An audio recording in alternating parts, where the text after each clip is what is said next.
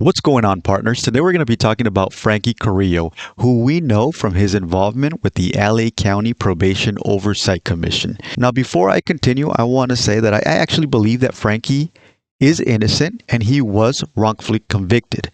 The issues that I have with Franky is that he doesn't speak out on a lot of the things that happen inside of prison. With his involvement in the POC Commission, he never really spoke out of real issues that affect our criminal justice system. Here's an example of what I mean. What has happened since Brian's death continues to happen. There has been children who have been OD'ing, rushed to the hospital post his death. But I hope you also take back to the department that this is an ongoing problem that everyone is watching and everyone is aware of. Okay, so he's addressing the LA County Probation Department about the death of Brian Diaz. However, he was incarcerated for 20 years. He started at YTS, Youth Training School in California. So he knows how those halls operated.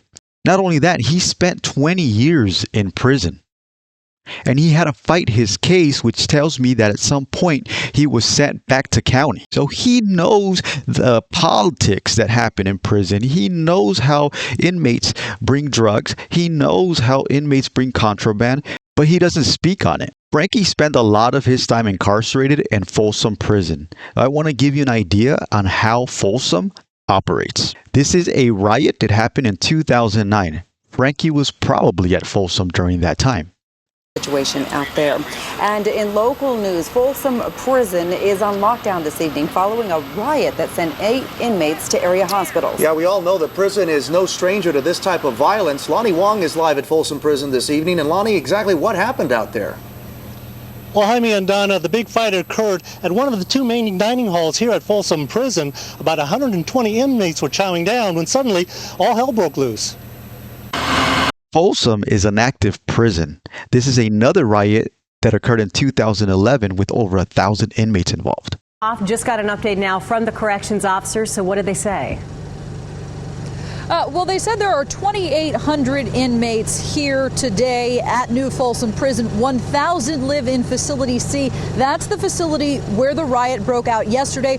All 1,000 prisoners in that facility are on lockdown this morning as an investigation continues into what led to yesterday's riot. Want to show you some video now. This is exclusive video taken from Livecopter 3 HD as 50 men were involved in a riot at New Folsom Prison. 10 prisoners were transported to the hospital with gunshot and stab wounds. This was the second disturbance at New Folsom this week and the second riot at New Folsom since May. Now, back out here live, we have just received information. Did you hear that? It is not a peaceful place. And this is where Franky was housed at. This video is going to give us a better idea on how Folsom works. However, it's in Spanish, so I'm going to do my best to translate. He said that there's gangs here. We all know it.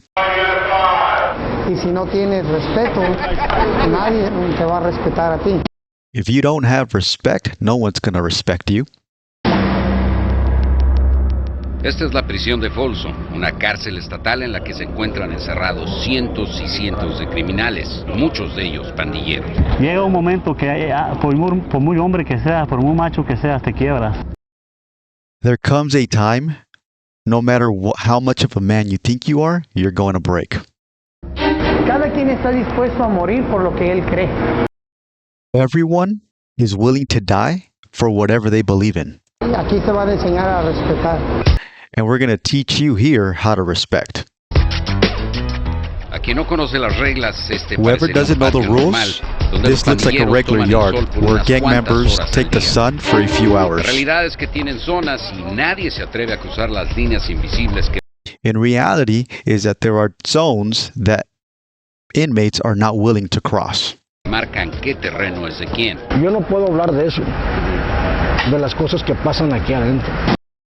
can't talk about this, the things that happen inside. So you can see the secretness that operates behind these walls. En Entre estos dos edificios de celdas, los Bloods se reúnen en esta zona. Junto a ellos se encuentran los sureños. Cada grupo tiene vigías que permanentemente cuidan a la pandilla y están viendo quién se acerca a ellos.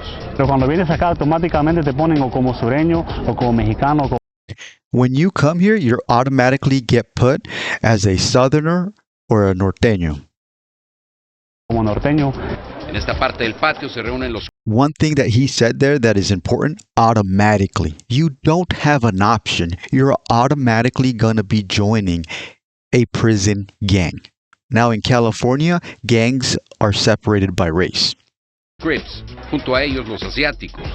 También skinheads y peckerwoods. Muchas veces hay personas al entrar no quieren participar, pero están forzados porque la Many times when people enter, they don't want to participate, but they are forced to. mayoría es la que va a mover toda la actividad. Because the majority is who's going to move all the activity. ¿Alguien te invitó a entrar a la mafia? Cut that. Corta eso. Okay. Did someone invite you to join the mafia? And he says, cut that. And he stops the interview. Another example of the secrecy that operates behind these walls. Muy mal palabra esa. El problema no es. Here we can see a map of where each gang operates within the prison yard. My question is, where do you think that Franky Carrillo hung out? He had to hang out somewhere.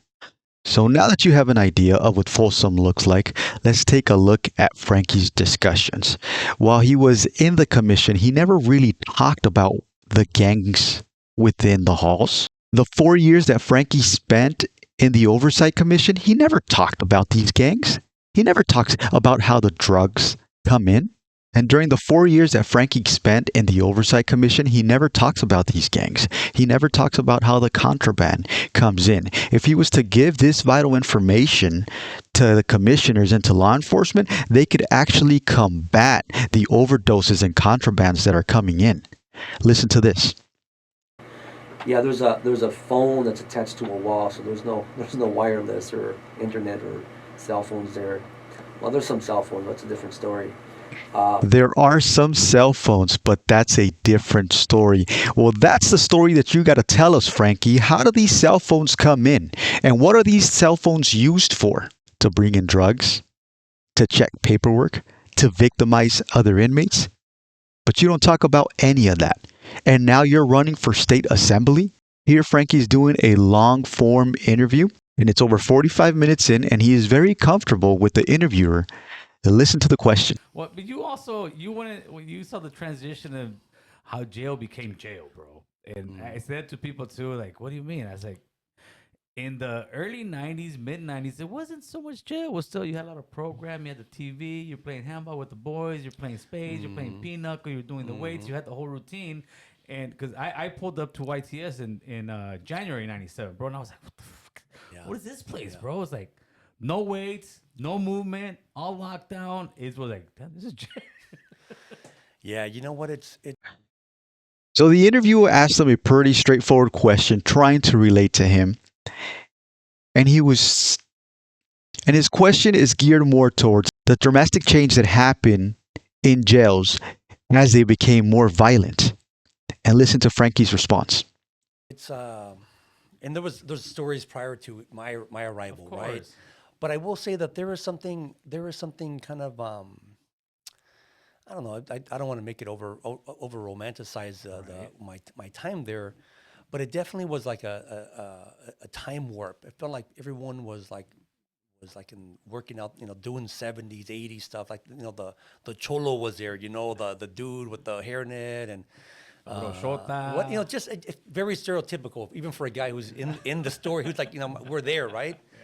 Dudes walking the trade line, smoking their farajos, and It the was picture. still blood and blood out over there. It was, what traditionally people expect of YA, and it's, I know I mentioned this before about like, I guess it depends where you are. I was never like a Paso or Nellis, but I think YTS was definitely to some degree, a gentleman's, it could have been, and it was, and also just like, dudes who were just ready to go to the next level. Yeah, it was more of the adult guys, and a lot of those guys had already been to the younger YA, so they already know what time it is. Right. So it was definitely some good schooling for you. Absolutely. Yeah, there was definitely a lot to learn there. So Frankie doesn't really answer the question. I can tell that question made him really uncomfortable.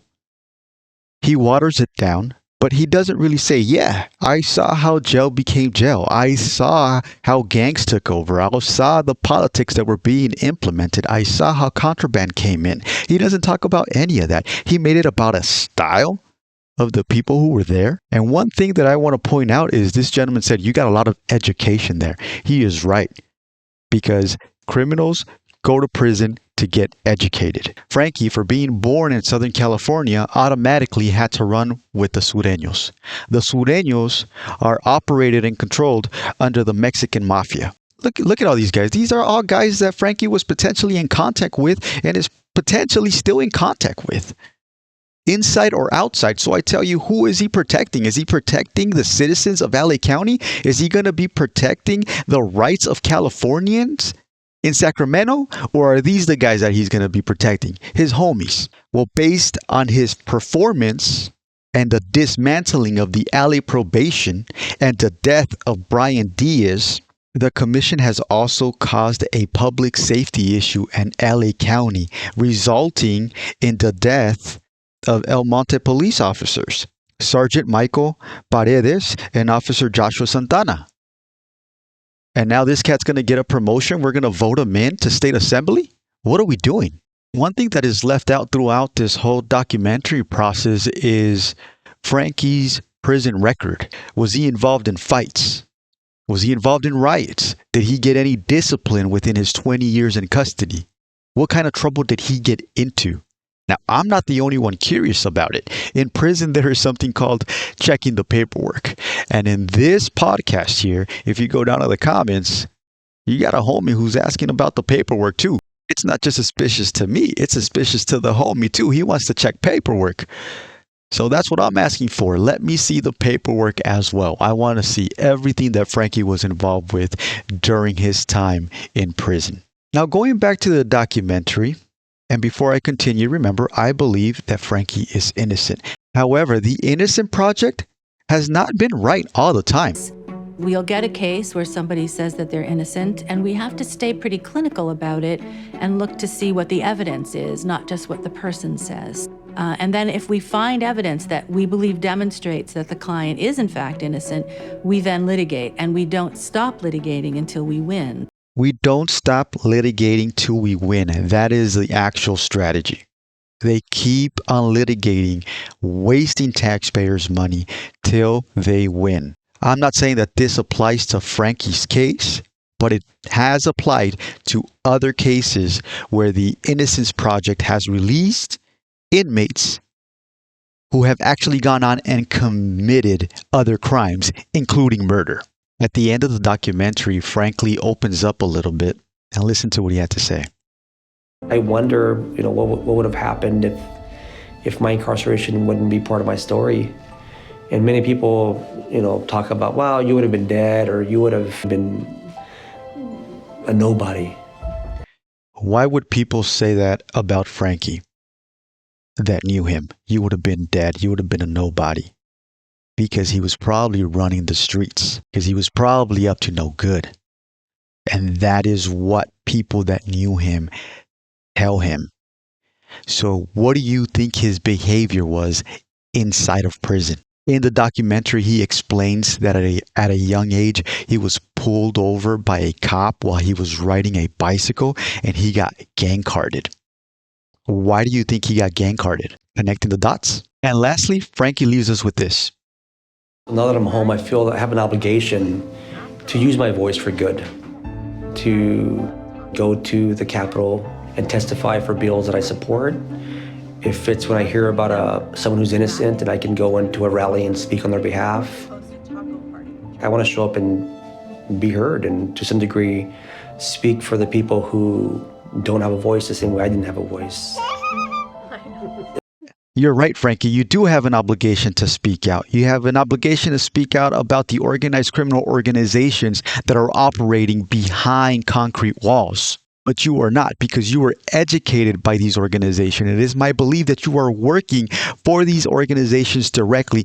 Frankie, it is my belief that you have an agenda dismantling the probation department and abolishing the criminal justice system. And that is not what the citizens of California want. Speak out on what you saw. Until that happens, I don't believe that you belong in the state capitol, because you're creating laws that only benefit criminals, creating a public safety crisis that is affecting Californians on a daily basis. And like always, remember to check the sources, do your own research. Let's hold the line and hold them accountable.